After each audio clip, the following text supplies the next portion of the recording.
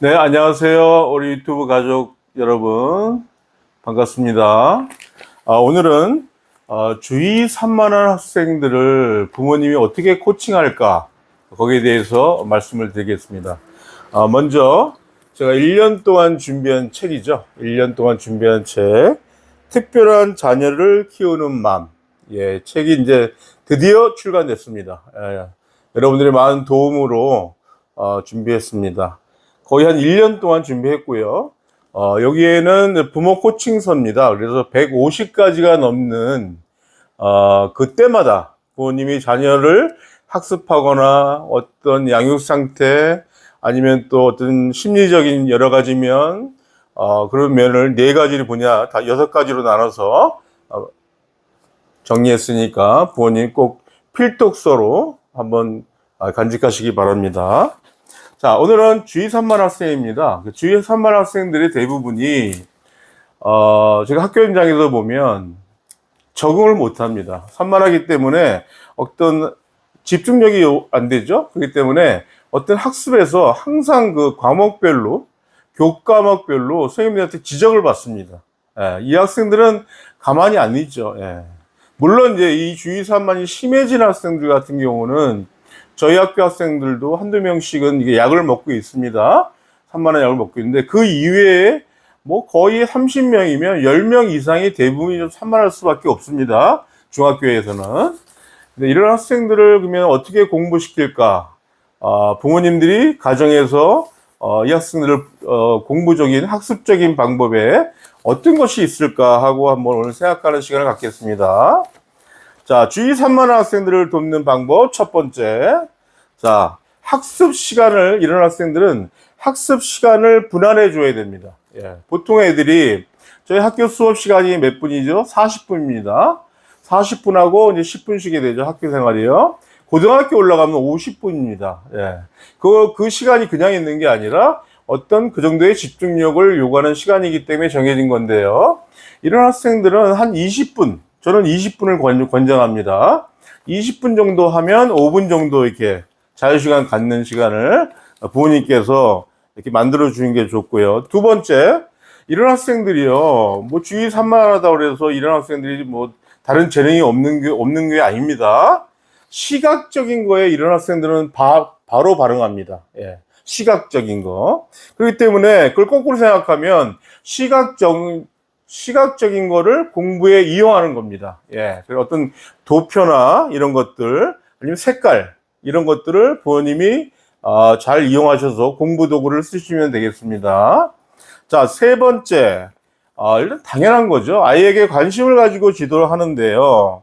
자, 이런 학생들은 집중력이 낮죠, 아무래도. 그렇기 때문에 집중력을 높일 수 있는 어떤 주제 있죠. 쉬운 주제.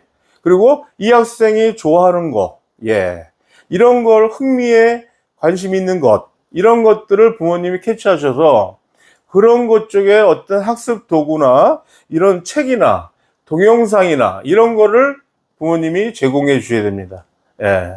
그렇기 때문에 이런 학생들은 어떤 정적인 것보다는 동적인 걸 좋아하기 때문에 그쪽으로 방향을 잡으시는 게 좋습니다. 자, 그 다음에 네 번째는 어떤 목표를 설정해 주는데요. 일반 학생들 같은 경우에 목표 설정을 높게 잡아도 되겠죠. 근데 이런 학생들은 너무 목표를 높이 잡거나 한다면 따라갈 수가 없습니다. 그렇기 때문에 이 목표, 어느 정도 좀 낮은 목표라도 그거를 본인이 넘을 수 있게 그런 목표 설정을 해주시고, 그렇게 되면 이 학생이 한번 그 목표를 설정한 걸 넘게 성공하게 된다면 상당한 그 자신감을 갖습니다. 예. 자신감을 갖고 어떤 그 성취감도 느낄 수 있거든요. 그렇기 때문에 그런 성취감과 자신감을 작은 것부터 이렇게 주셔야 됩니다. 예. 점차로. 네.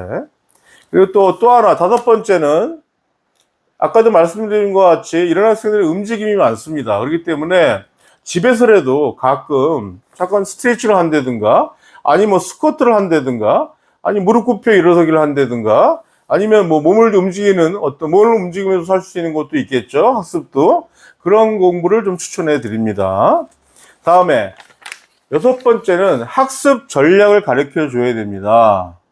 아무래도 주의 산만한 학생들은 일반 학생에 비해서 자기가 어떤 거를 뭐 할지 잘 모릅니다. 공부 방법도 어머님이 뭐 학원, 그다음에 과외, 인강, 학습지 뭐 여러 가지를 이제 어머님들이 시켜와서 여기에 관심이 있네, 이거 열심히 하네, 이런 것들을 집중적으로 어머니 그걸 도와주시고 학습 제공을 해 주셔야 됩니다. 예. 이런 학생들은 전략을 힘들지만 부모님께서 어떤 학습 전략 같은 것도 부모님이 짜 주셔야 됩니다. 예, 예. 다음에 7번째. 이런 학생들은 일정한 루틴을 제공해야 됩니다. 일정한 루틴을. 그래서 어떤 그 아침이나 점심이나 저녁이나 이렇게 어떤 시간에 그러니까 일정한 시간에 어떤 학습도 할 수 있게 해주고 식사도 그때 할 수 있게 해주고 어떤 일정한 그 루틴을 이 학생이 가질 수 있도록 부모님이 도와주셔야 됩니다. 그리고 또 하나, 이런 주의 산만 학생들이 가장 이제 가정에서 문제가 부모님이 지시할 때 이 학생이 안 듣습니다. 예. 그건 뭐냐면 이런 학생들을 지시할 때는 복잡하게 설명하시면 안 됩니다. 예. 간결하게 딱 그것만 할 수 있게 간결한 단어로 설정을 얘기를 해주셔야 됩니다. 너무 장황스럽게 얘기한다든가 뭐 한다든가 그럼 이런 학생이 안 듣습니다. 예, 그거 꼭 어머님이 가시고 그게 안 되면 간단한 뭐 표를 그린다든가 뭐 이런 걸 활용해서도 그 학생을 이해할 수 있게 도와주시면 되겠습니다. 다음 9번째. 이거 제일 중요한데요. 이런 학생들은 긍정적인 강화, 보상, 뭐 이런 거 칭찬, 이런 거 너무너무 필요합니다. 예.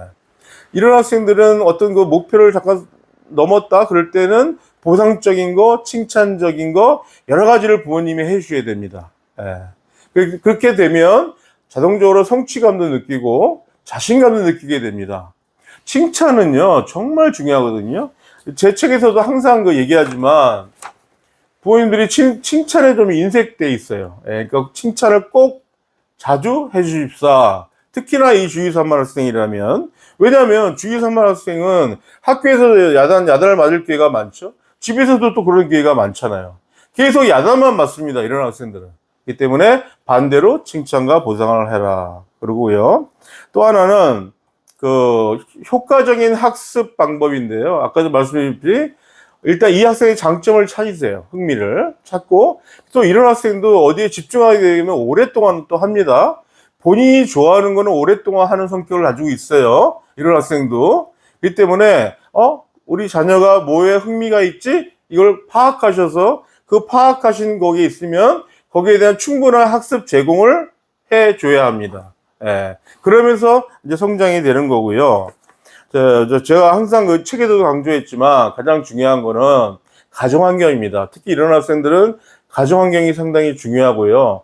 더욱더 이 학생들을 사랑해주고 이 학생들을 칭찬해주고 보상해주고 이것이 무엇보다 중요합니다. 예, 그렇기 때문에 그리고 우리 아이가 맨날 산만하게 이렇게 돼서 고등학교 올라가서 공부를 할 수 있을까?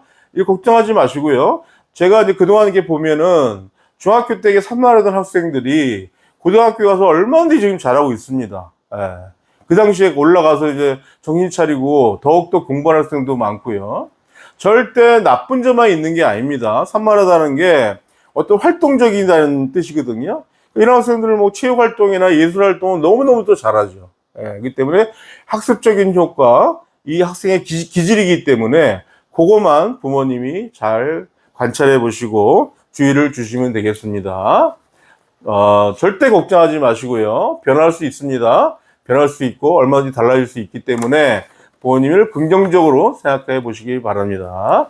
네, 구독과 좋아요 부탁드리고 아까 말씀드린 제 책 나왔습니다. 예, 어떻게 보면 이게 저는 이제 이 책을 부모님들의 바이블이라고 이렇게 만들었어요. 그러니까 예를 들어서 우리 자녀에 뭐가 문제가 있다? 그럼 책을 딱 펴보고 뭐 어떤 사춘기 시대에 문제 있다? 뭐 자유행위에 대해서 걱정된다? 이렇게 다 있습니다. 이 책 안에. 한 160가지의 솔루션이 있기 때문에 부모님들 꼭 보시고 자녀가 문제가 있다면 이 책을 넘기셔서 꼭 좋은 해결을 바라기 바랍니다. 네, 감사합니다. 다음 시간에 뵙겠습니다. 네, 구독과 좋아요 부탁해요.